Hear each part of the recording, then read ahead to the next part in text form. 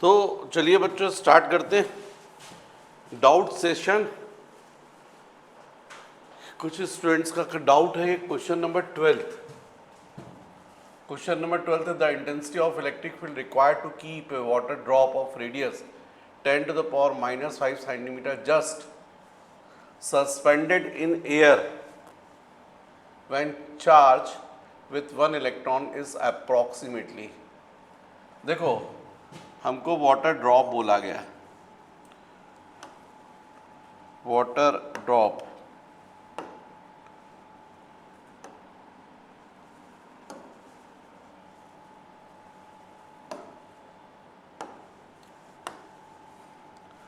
Water drop है बच्चों, और उसका रेडियस हमको गिवन है suspended in air when charge with 1 electron. 1 electron से चार्ज है, 1 इलेक्ट्रॉन का मतलब नेगेटिव चार्ज है, नेगेटिव चार्ज है। और अपने मालूम जो ड्रॉप है उसका वेट किस तरफ होगा, वर्टिकली डाउनवर्ड। तो डेफिनेटली इसको बैलेंस करने के लिए जो इलेक्ट्रिक फोर्स होना चाहिए वो अपवर्ड होना चाहिए। और हमको मालूम है यदि इस पर 1 इलेक्ट्रॉन के इक्वल नेगेटिव चार्ज है तो नेगेटिव चार्ज पर हमेशा फोर्स लगता है इलेक्ट्रिक फील्ड के अपोजिट। इसका मतलब इलेक्ट्रिक फील्ड किस तरफ होनी चाहिए, डाउनवर्ड। मतलब आप कह सकते हैं एक प्लेट ऐसी रखी है, एक प्लेट ऐसी रखी है, इस प्लेट पर प्लस चार्ज और इस पर माइनस, तो electric field plus two minus. Positive plate attract करेगी और माइनस प्लेट रिपल करेगी, तो नेट फोर्स ऐसा लगेगा। तो अब बैलेंस करने के लिए ज़रूरी है कि F E is equal to क्या होना चाहिए, एम जी।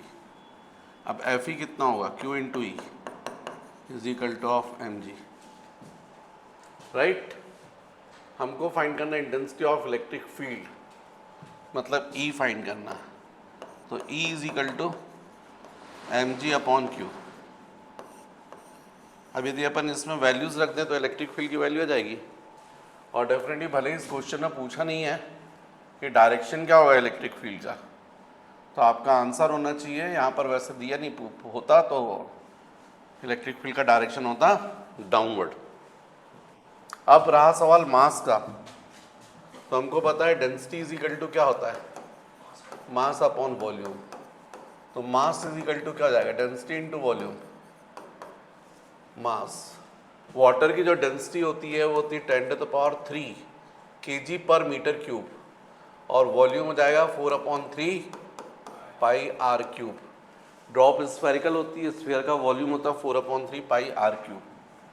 अब रेडियस की वैल्यू यहाँ सब्स्टिट्यूट कर दीजिए, ये हो जाएगा 4/3 pi into 10 to the power 3 into radius 10 to the power -7 हो जाएगा, क्योंकि वो मीटर में है, सॉरी सेंटीमीटर में है। तो सेंटीमीटर को मीटर में चेंज करोगे तो 1 centimetre is equal to 10 to the power -2 metre, तो ऐसा हो जाएगा। तो कुल मिलाकर जो मास है उसकी वैल्यू हो जाएगी 4/3 पाई इंटू, ये बच्चों जाएगा 10 to the power -21, इसमें से 3 अलग कर दो तो definitely 10 to the power -21, 10 to the power -21 plus 3 -18, इतना केजी मास आ रहा है। और रहा सवाल चार्ज का, तो 1 इलेक्ट्रॉन के इक्वल बोला गया, मतलब 1.6 इंटू 10 to the power -19। तो यदि इन वैल्यूज़ को सब्स्टिट्यूट कर दोगे तो आंसर जाएगा E is equal to, mass हो जाएगा 4/3 pi into 10 to the power -18 G approximately 10, और क्यू जाएगा 1.6 इंटू 10 to the power -19। बच्चों पाई 3.14 अप्रॉक्सीमेटली 3 के इक्वल है, कैंसिल हो गया। ऑब्जेक्टिव टाइप क्वेश्चंस के लिए ऐसे ही करते हैं। और ये हो जाएगा यहाँ पर 4 तो 40 मतलब 10/4 हो जाएगा, समझ रहे बात। 4/1.6 into 10 to the power -18, 10 to the power -18 cancel, 10 to the power -1 बचेगा, ऊपर जाएगा तो वो 100 हो जाएगा। इसका मतलब E इज इक्वल टू, ये हो जाएगा 4/16 इंटू 100, और डेफिनेटली ये पॉइंट की वजह से यहाँ जाएगा 10। अब ये हो जाएगा 4 से 4, और 4 से हो जाएगा 25। इसका मतलब 250 वोल्ट्स पर मीटर या फिर न्यूटन पर कूलम। तो बच्चों ये अपन ने यहाँ पर 3.14 था, जिसकी वैल्यू जब 3 से डिवाइड करेंगे तो 1 पॉइंट समथिंग आएगी, और इसमें मल्टीप्लाई करोगे तो थोड़ा सा 250 से ज़्यादा आएगा, मतलब 260 के क्लोज। तो इसमें जो आंसर होना चाहिए वो ये वाला आंसर करेक्ट होना चाहिए, 260 न्यूटन पर कूलम, क्योंकि अपन ने पूरा क्वेश्चन जो है ऐसा ही सिस्टम में किया। यहाँ भी 260, लेकिन यूनिट देखो वोल्ट पर सेंटीमीटर लिखा है, तो वोल्ट पर मीटर होता तो भी सही होता। अब इसको सेंटीमीटर में कन्वर्ट करोगे तो ये तो फिर ज़्यादा जाएगा। तो ये वाला आंसर सही है, बी ऑप्शन। नेक्स्ट डाउट है बच्चों किसी का, question number 18, equal charges small q are place at the vertices A and B of an equilateral triangle ABC of side A. The magnitude of electric field at the point C is. ये question है, मतलब मुझे जैसा question दिया हुआ दिख रहा है कि इस तरीके से इक्विलेटरल ट्रायंगल बोला है, ये A, ये B और ये C। अब A पर और B पर इक्वल चार्ज है Q, और साइड हमको गिवन है A। ये जो पॉइंट है C, इस पर हमको फाइंड करना था magnitude of electric field at the point C, यहाँ पर। तो अपनी जैसा डेफिनेशन है उसके बेसिस पर intensity of electric field at any point is equal to the force experience by unit positive charge. यहाँ पर आपको यूनिट पॉजिटिव चार्ज इमेजिन करना पड़ेगा। तो फर्स्ट ए चार्ज इसको क्या करेगा, रिपेल करेगा, उसके कारण इंटेंसिटी E1, और B जो है वो भी उसको रिपेल करेगा, तो उसके कारण इंटेंसिटी E2। और इक्विलेटरल ट्रायंगल है तो ये एंगल 60 होगा, तो ये एंगल भी 60 होगा। अब तो बच्चों जब इक्विलेटरल ट्रायंगल है तो एंगल 60 का होगा। अच्छा एक और बात देखो आप, तो बच्चों यदि आप E1 की वैल्यू देखें और E2 की वैल्यू देखें तो मैग्नीट्यूड पॉइंट ऑफ व्यू से दोनों इक्वल है, क्योंकि पॉइंट चार्ज की वजह से यहाँ पर इंटेंसिटी आप निकाल रहे हो तो क्या होगा, 9 × 10⁹ into Q upon A square. A पर भी चार्ज Q है और डिस्टेंस A है, तो उसके कारण इंटेंसिटी बट डायरेक्शन भर में फर्क रहेगा। इसका डायरेक्शन ऐसा रहेगा और इसका इंटेंसिटी का डायरेक्शन इस डायरेक्शन रहेगा, BC डायरेक्शन। अब इन दोनों का रिजल्टेंट निकालना है C पर, तो वो बिल्कुल ऐसी होगी, मतलब परपेंडिकुलर टू BC। और कितनी होगी, तो net intensity at C is equal to √E1 square plus E2 square plus 2E1 E2 into cos 60। भाई इंटेंसिटी ऑफ इलेक्ट्रिक फील्ड तो वेक्टर क्वांटिटी है ना, वेक्टर्स में रिजल्टेंट ऐसे ही फाइंड करते हैं, नेट इंटेंसिटी। तो इसका मतलब EC इज इक्वल टू, अब हम लोग E1 और E1 की जगह E2 लिख सकते हैं, तो E2 square plus E2 square plus twice of E2 cos 60 मतलब 1/2 कैंसिल। तो कुल मिलाकर net intensity EC is equal to √, ये भी E2 स्क्वायर हो गया, तो थ्राइस ऑफ E2 स्क्वायर, मतलब net intensity at C is equal to E2 into √3। तो नेट इंटेंसिटी एट C, यहाँ पर E2 की वैल्यू रख दो। भाई इस चार्ज की वजह से इंटेंसिटी, तो क्या होगा formula, 1/4πε0 into Q upon a square into of √3। तो यदि आप देखें तो इसमें से कौन सा आंसर करेक्ट है? √3 into Q upon C answer बच्चों। कौन सा आंसर करेक्ट है? सी। यह है क्वेश्चन नंबर 18। नेक्स्ट डाउट है बच्चों किसी का, question number 25। An electric dipole is placed along the x-axis at the origin O at point P is at a distance of 20 centimeter from this origin such that OP makes an angle pi by 3 with the x-axis. If the electric field at P makes an angle theta with the x-axis, the value of theta would be, right? 25th question. ये तो बच्चों mark कर लेना, clip के लायक है, मेरे को बाद में बताना, तो क्लिप बना देंगे इसकी। चलिए, ये क्वेश्चन ऐसा है, ये हो गया ओरिजिन, और ओरिजिन पर ये डायपोल है। An electric dipole is placed along the X axis at the origin. तो डायपोल का जो सेंटर होगा वो ओरिजिन पर होगा, है ना? O a point P is at a distance of 20 centimetre from this origin such that OP makes an angle pi by 3। ये ऐसा, ये यहां पर है P, और ये जो एंगल है वो कितना है? Pi by 3। A point P is at a distance of 20 centimetre. ये जो डिस्टेंस है वो भी हमको गिवन है 0.2। 20 सेंटीमीटर का मतलब 0.2 metre from this origin such that OP makes an angle pi by 3 with the X axis.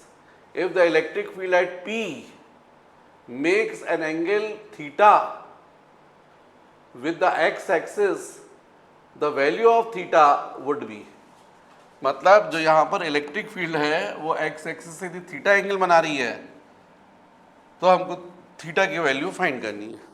ये सिंपल सा क्वेश्चन है। अभी फिलहाल बच्चों ये जो डायपोल है, इस डायपोल का डायपोल मोमेंट सपोज P, और ये जो डिस्टेंस है सपोज x, और आप लोगों को पता है डायपोल मोमेंट कैसी क्वांटिटी? वेक्टर। तो इसको जब रिजॉल्व करोगे तो इसका एक कंपोनेंट ही आ जाएगा जो एंगल बना रहा है, मतलब ये एक न्यू डायपोल बनेगा जो इस ओरिजिनल डायपोल का कंपोनेंट होगा, और इसका डायपोल मोमेंट डेफिनेटली कितना होना चाहिए? P cos पाई बाय 3, क्योंकि ये एंगल पाई बाय 3 बन रहा है, ये रिजल्टेंट डायपोल मोमेंट है। तो इसको रिजॉल्व करोगे तो इसका ये वाला कंपोनेंट जो एंगल बना रहा हो जाएगा P cos पाई बाय 3, और सेकंड कंपोनेंट जो होगा वो इस कंपोनेंट का ठीक परपेंडिकुलर होगा ये, और इस डायपोल का डायपोल मोमेंट कितना होना चाहिए? P sin pi by 3। अब हमको इस ओरिजिनल डायपोल से कोई लेना देना नहीं, क्योंकि इसको हमने रिजॉल्व कर लिया इसके कंपोनेंट्स में। एक कंपोनेंट ये हो गया जो एंगल बना रहा है, इसका डायपोल मोमेंट होना चाहिए P cos पाई बाय 3, और सेकंड कंपोनेंट इसका परपेंडिकुलर होगा P sin पाई बाय 3। अब हमको इससे ओरिजिनल डायपोल से भी फिलहाल कोई मतलब नहीं है। अब रहा सवाल इस पॉइंट P पर, बड़ी दिक्कत हो रही है कि यहाँ पर पॉइंट का नाम भी P बोला गया और डायपोल मोमेंट को भी अपन P से डिनोट कर दें। तो बच्चों अभी फिलहाल ये जो पॉइंट है उसको सपोज मैंने P' बोल दिया है, तो इस P' पॉइंट पर दो डायपोल वर्क कर रहे हैं, एक तो ये और एक इसके ठीक परपेंडिकुलर। तो P cos पाई बाय 3 के लिए यही पॉइंट कहाँ पर है? लॉन्गिट्यूडनल पोजीशन पर। और जब लॉन्गिट्यूडनल पोजीशन पर, तो आप सबको पता है कि जो इंटेंसिटी ऑफ इलेक्ट्रिक फील्ड होती है वो डिस्टेंस के डायरेक्शन में ऐसी होती है, जिसको हम लोग क्या बोलते हैं? EX। और सेकंड ये वाला जो डायपोल मोमेंट है इसके लिए यही पॉइंट कहाँ पर है, ऑन लेटरल पोजीशन, तो यहाँ इंटेंसिटी ऐसी होगी जिसको हम लोग बोलते हैं ई वाई। आप लोग याद कीजिएगा जब मैंने आपको डेरिवेशन डिराइव किए थे तो ये था आपका डायपोल, जब लॉन्गिट्यूडनल पोजीशन पे यहाँ पर आपने इंटेंसिटी निकाली थी तो ऐसी आई थी एक्सिस के ही डायरेक्शन में, और जब आपने लेटरल पोजीशन पे यहाँ निकाली थी तब आप लोग को याद होगा जो इंटेंसिटी ऑफ इलेक्ट्रिक फील्ड थी वो ऐसी थी ई वाई, डायपोल एक्सिस के पैरेलल। तो अभी आप इसके लिए देखिए पी कॉस पाई बाय 3 के लिए ये पॉइंट कहाँ पर है, एक्सिस पर ही है, लॉन्गिट्यूडल पोजीशन पर है, इसलिए यहाँ पर इंटेंसिटी इसकी वजह से कैसी होगी, अलोंग द एक्सिस। और सेकंड जो डायपोल मोमेंट दिख रहा है उसके लिए ये पॉइंट पी कहाँ दिख रहा है, लेटरल पोजीशन पर, तो यहाँ पर इंटेंसिटी ऐसी होगी। तो अब इन दोनों इंटेंसिटी का जो रिजल्टेंट है वो ऐसा होगा, ये ऐसा होगा रिजल्टेंट। हमको क्वेश्चन में दिया हुआ है कि एक्स एक्सिस से कितना एंगल बनाना है, थीटा, यही हमको फाइंड करना है। If the electric field eight P makes an angle theta with the X axis the value of theta would be, इसी थीटा की वैल्यू हमको बतानी है। तो बच्चों ये थीटा बताने के लिए पहले तो आप ये समझें कि हमको ये एंगल निकाल लेना चाहिए अल्फा, और आपको ये पता है ये एंगल पाई बाय 3, तो ये भी कितना होगा, पाई बाय 3 करस्पॉन्डिंग एंगल, ये पाई बाय 3 तो ये, इसका मतलब ये जो टोटल एंगल हमको बताना है थीटा, ये एक्चुअली में कितना होना चाहिए, पाई बाय 3 प्लस अल्फा। तो यहाँ पर आप देखें तो आपको सही मायने में केवल एक यही दिख रहा है, पाई बाय 3 प्लस अल्फा, तो सही मायने में ये आंसर करेक्ट है। पर एग्जैक्ट आंसर यदि आपको निकालना है तो आप निकाल सकते हैं, एग्जैक्ट आंसर के लिए कोई प्रॉब्लम नहीं है। आपको पता है कि जब मैंने आपको ये दो वेक्टर बताए ई एक्स और ई वाई, मैंने आपको यहाँ पर बताया ये ई एक्स है और ये ई वाई है और ये रिजल्टेंट है, और फर्स्ट वेक्टर के साथ एंगल अल्फा बोल रहा हूँ मैं, यही है ना। देखो आप ऐसा है, बस थोड़ा सा ये डायग्राम तिरछा है और मैंने ऐसा बना दिया ताकि आपको क्लियर समझ में आए। ये देखो आप रिजल्टेंट इंटेंसिटी ई एक्स के साथ कितना एंगल बना रही है, अल्फा। तो आप लोगों ने वेक्टर्स में पढ़ा था यदि दो वेक्टर ए और बी हो और यदि उनका रिजल्टेंट आर हो और रिजल्टेंट फर्स्ट वेक्टर से यदि अल्फा एंगल बनाता हो तो आप लोगों को पता है tan alpha is equal to क्या होता है, P sine theta upon A plus B cos theta. ये आपका लास्ट ईयर 11 का कॉन्सेप्ट था वेक्टर्स का। What is theta, angle between two vectors E X and E Y, और दोनों के बीच का एंगल कितना दिख रहा है आपको, 90। ये भी 90 आ जाएगा और ये भी 90 आ जाएगा, तो इसका मतलब tan alpha is equal to B sine 90। B sine 90 मतलब बी साइन 91 होता है और कॉस 90 0, तो बी बाय। अब बी का मतलब तो ई वाई हो गया और ए का मतलब फर्स्ट वेक्टर ई एक्स हो गया, इसका मतलब tan alpha is equal to E Y upon E X. अब tan alpha is equal to what is E Y, what is EY, intensity of electric field at P dash due to this component। तो आपको पता है lateral position में formula क्या होता है, 1/4 pi epsilon naught into P upon R cube, ये formula बताया है मैंने। What is P, dipole moment. यहाँ पर हमको मालूम है इस डायपोल की वजह से आप बता रहे हो, और इस डायपोल का डायपोल मोमेंट पी थोड़ी है, पी साइन पाई बाय 3, तो यहाँ जाएगा पी साइन पाई बाय 3, और आर क्यूब मतलब डिस्टेंस आर, ये पी डैश का यहाँ सेंटर से डिस्टेंस, तो आर ना बोलकर अपन क्या बोल रहे हैं, एक्स, है ना, तो यहाँ पर आ जाएगा एक्स, एक्स क्यूब। फिर ई एक्स का फॉर्मूला क्या था, 1/4πε0 into 2p upon r cube. What is p? Dipole moment. इस डायपोल की वजह से यहां पर, और इस डायपोल का डायपोल मोमेंट p नहीं है, कितना है? p cos π/3। तो यहाँ p की जगह क्या जाएगा? p cos π/3। और p डैश का सेंटर से डिस्टेंस अभी भी कितना है? x। तो ये x क्यूब। तो अब आप इसको कैंसिल कर दोगे, p भी कैंसिल हो जाएगा और x क्यूब भी कैंसिल हो गया। तो tan alpha is equal to क्या बचेगा आपके पास? यहाँ बचेगा 1/2 इंटू tan π/3। tan π/3 मतलब tan 60 कितना होता है? √3। तो कुल मिलाकर यहाँ पर tan अल्फा की वैल्यू मिल गई √3/2। मतलब अल्फा की वैल्यू कितनी हो गई? tan inverse √3/2। ये अल्फा की वैल्यू हो गई। हमको तो क्या बताना है? एक्स एक्सिस से उससे पूरा एंगल। तो हमको दिख रहा है ये पूरा एंगल हमने थीटा बोला है, जिसमें से ये वाला एंगल कितना दिख रहा है? π/3। और ये हमने कितना फाइंड किया? अल्फा। तो इसका मतलब पूरा एंगल कितना हो गया? Theta is equal to π/3 plus alpha. इसका मतलब theta is equal to π/3 plus tan inverse √3/2। ये आंसर हो जाएगा बच्चों, B answer.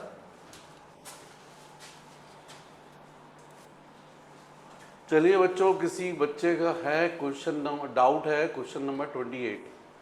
To opposite and equal charges 4 into 10⁻⁻8 coulomb when placed 2 into 10⁻⁻2 centimeter away and form a dipole. If this dipole is placed in an external electric field 4 into 10⁸ Newton per coulomb, the value of maximum torque and the work done in rotating it through 180 degree will be। यार बच्चों ये question तो बहुत ही ज़्यादा easy question है यार। देखो ये हमको इलेक्ट्रिक फील्ड गिवन है E, इसकी वैल्यू हमको गिवन है 4 into 10⁸ न्यूटन पर कूलम, और इसमें डायपोल है जिन पर इक्वल और अपोजिट चार्ज है 4 into 10⁻⁻8 coulomb and -4 into 10⁻⁻8 coulomb, और इनके बीच का सेपरेशन है 2 into 10⁻⁻2 सेंटीमीटर। तो बच्चों ये डिस्टेंस हमको दिया है 2 into 10⁻⁻2 सेंटीमीटर, मतलब 2 into 10⁻⁻4 मीटर हो जाएगा ना, सेंटीमीटर को मीटर में कन्वर्ट करोगे। ये पूरा डायपोल हो गया इलेक्ट्रिक फील्ड में। हमको फाइंड करना है मैक्सिमम टॉर्क। तो सबसे पहले तो डायपोल मोमेंट निकाल लो। तो dipole moment P is equal to क्या होता है? Q into of 2a। तो dipole moment P is equal to Q की वैल्यू कितनी हो गई? 4 into 10⁻⁻8, और 2a मतलब डिस्टेंस 2 into 10⁻⁻4। तो P is equal to 4 into 2 8 into 10⁻⁻12। यह आ गया डायपोल मोमेंट। अब बच्चों मैक्सिमम टॉर्क, तो टॉर्क का फॉर्मूला क्या है आपका? Torque tau is equal to P into E into sine theta. यदि अपन डायपोल को इलेक्ट्रिक फील्ड में फील्ड से थीटा एंगल रोटेट करते हैं तो कितना टॉर्क लगता है? P into E into sine theta. लेकिन हमको तो फाइंड करना मैक्सिमम टॉर्क। मैक्सिमम टॉर्क तब होगा जब साइन थीटा की वैल्यू कितनी होगी? 1, क्योंकि साइन थीटा की मैक्सिमम वैल्यू कितनी होती है? 1। जब यहाँ मैक्सिमम वैल्यू होगी तो प्रोडक्ट भी मैक्सिमम हो जाएगा। तो मैक्सिमम टॉर्क के लिए साइन थीटा 1 होना चाहिए, और इसलिए टॉर्क हो जाएगा P इंटू E। तो ये हो जाएगा torque maximum is equal to P की वैल्यू कितनी हो गई? 8 इंटू 10⁻⁻12, और E हमको क्वेश्चन में गिवन है 4 into 10 to the power of 8। तो टॉर्क, मैक्सिमम टॉर्क आ गया 32 into 10 to the power -4, right. ये दो ऑप्शन बी और डी में से कोई एक सही है।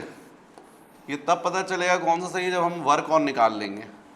अब क्वेश्चन में बोला गया है and work done in rotating it through 180 degree, मतलब फील्ड के डायरेक्शन से कितना 180। तो वर्क के लिए आपका फॉर्मूला था P into E into cos theta 1 minus cos theta 2। मान लीजिए डायपोल फील्ड से पहले है ना, क्योंकि पहले फील्ड की डायरेक्शन में है, तो थीटा 1 कितना हो जाएगा 0, और फिर यहां से आप 180 रोटेट करोगे तो ये जाएगा P into E cos 0 minus cos 180। Initially field के डायरेक्शन में, इसलिए थीटा कितना होगा थीटा 1 0, और फाइनल कितना रोटेट किया 180 डिग्री। तो W is equal to P into E, cos 0 बच्चों होता है 1 माइनस कॉस 180 होता है -1, माइनस माइनस प्लस, कुल मिलाकर W इज इक्वल टू कितना आ गया 2P। P की वैल्यू आपने ये निकाली थी, तो 2P की इस वैल्यू इसकी जस्ट डबल होगी 64 into 10 to the power -4 joule.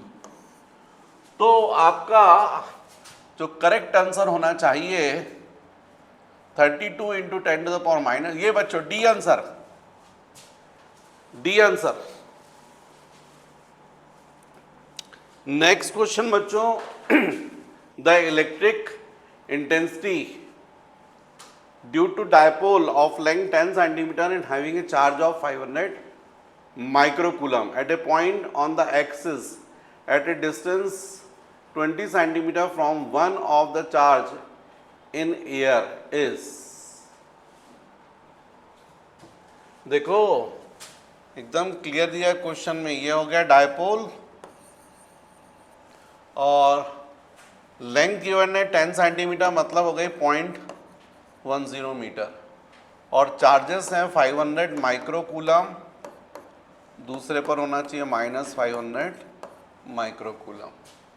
हमको फाइंड करना है electric field intensity at a point on the axis at a distance of 20 centimetre from one of the charge, यहां से 20 सेंटीमीटर, मतलब ये पूरा कितना था 10 सेंटीमीटर, तो सेंटर कहां पर हुआ 5 सेंटीमीटर। तो ये जो पॉइंट जिस पर आपको इंटेंसिटी निकालनी है, एक्चुअल में उसका सेंटर से डिस्टेंस कितना हो गया 25 सेंटीमीटर, और पोजीशन क्या हो गई लॉन्गिट्यूडनल। तो हमको मालूम है इस पॉइंट पर जो इंटेंसिटी होती है ऐसी होगी जिसको हम लोग क्या बोलते हैं EX। तो हमारा EX का फॉर्मूला क्या होता है 1/4 pi epsilon naught into 2P upon R cube. Short dipole के लिए शॉर्ट है ये, तो बस इसमें वैल्यू रखना है। तो इसमें यदि मैं पूछूंगा आपसे बताइए मुझे P की वैल्यू, तो आप बोलेंगे Q इंटू 2A। Q की वैल्यू तो आप बोलेंगे 500 माइक्रो, और 2A मतलब टोटल लेंथ 10 सेंटीमीटर, तो कितना जाएगा 0.1। इसका मतलब P is equal to 50 micro coulomb metre. ये डायपोल मोमेंट की वैल्यू आ गई। अब R की वैल्यू, R तो R आपको बोलोगे सेंटर से इस पॉइंट तक का डिस्टेंस, जो कि कितना हो रहा है 25 सेंटीमीटर, मतलब 0.25 मीटर। या R की वैल्यू है P की वैल्यू, तो आप EX निकाल लोगे। अब आप 1/4 पाई एप्सिलॉन नॉट का मतलब 9 into 10 to the power 9 into 2, P की वैल्यू आपके पास 50 माइक्रो कूलम मीटर, और R क्यूब मतलब 0.25 क्यूब। इसको सॉल्व कर लेंगे बच्चों, आंसर आ जाएगा EX इज इक्वल टू, देखो ये 9 है, 15 टू 200 होता है, तो ये 100 हो गया। 10 टू द पावर 9 माइक्रो मतलब हो गया 10 टू द पावर -6, और नीचे है 0.25 क्यूब, तो यदि अपन 25/100 मान लीजिए या फिर 25 इंटू 10⁻⁻2 मान लीजिए, तो फिर 25 क्यूब हो जाएगा, 25 क्यूब इंटू ये 10⁻⁻2 क्यूब हो जाएगा 10⁻⁻6, तो ये तो कैंसिल हो गया। अब आपको इसको सॉल्व करना है, तो EX इज इक्वल टू ये 900 हो गया, मतलब 9 इंटू 100 हो गया इंटू 10⁻9 डिवाइडेड है 25 क्यूब, मतलब 25 इंटू 25 इंटू 25। तो यदि आप यहाँ पर ध्यान दें तो जो 10⁻9 है उसको अपन लिख सकते हैं 100 इंटू 100 इंटू 10⁻5। 9 को मैंने ऐसा कर दिया है ना, स्प्लिट कर दिया। अब इस 25 से ये कितना हो गया 4, इस 25 से कितना हो गया 4, और इस 25 से कितना हो गया 4, मतलब ये हो गया 4 क्यूब 64। तो 9 इंटू 64 इंटू 10⁻5। तो बच्चों इससे आंसर आ जाएगा आपका EX की वैल्यू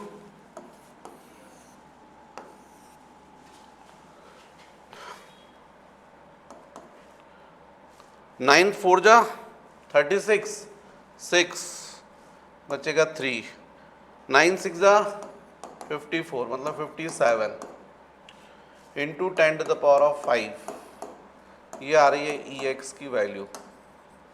मतलब इसमें से कोई आंसर मैच नहीं कर रहा है क्या? किस फॉर्म में पूछा है?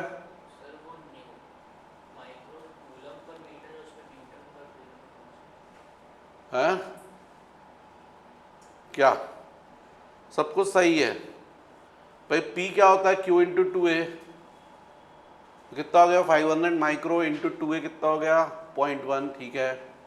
0.1 से 50 माइक्रो कूलम मीटर, ठीक है एकदम। 50 माइक्रो कूलम मीटर, यूनिट का अपने कुछ नहीं, ऐसा ही में करना है बस। तो कर लिया ना भैया, कूलम मीटर, कूलम भी है और मीटर भी है, मल्टीप्लाई क्या लिख। ये बच्चों बिल्कुल सही है, कहीं कोई गड़बड़ी नहीं है। आया आपका 576 इंटू 10⁻5, इसको आप 10⁻2 से मल्टीप्लाई कर दीजिए, 10⁻2 से डिवाइड कर दीजिए। मल्टीप्लाई वाला 7 बना देगा, 10⁻7 डिवाइड की वजह से पॉइंट लग जाएगा 5.76। अब ये देखिए कि इसका क्लोज आंसर कौन सा आ रहा है। ऑब्जेक्टिव्स ऐसे ही किए जाते हैं, तो देखिए ए आंसर जो है वही आ रहा है, तो इसलिए यहाँ पर आंसर होगा ए, राइट। एग्जैक्ट वैल्यू निकाली है अपन ने, इसलिए ऐसा हो रहा है। यहाँ पर बच्चों एक्चुअली में क्या हो रहा है, यदि पूरा अपन फॉर्मूला यूज कर दे ना, 2PR/R square plus R square minus X square to whole square, तो ये आंसर आ जाता है। पर अपन ने शॉर्ट डायपोल अज्यूम करके क्लोज निकाल लिया, ठीक है ये, और ऐसे ही निकाला जाता है, ऑब्जेक्टिव ऐसे ही किए जाते हैं।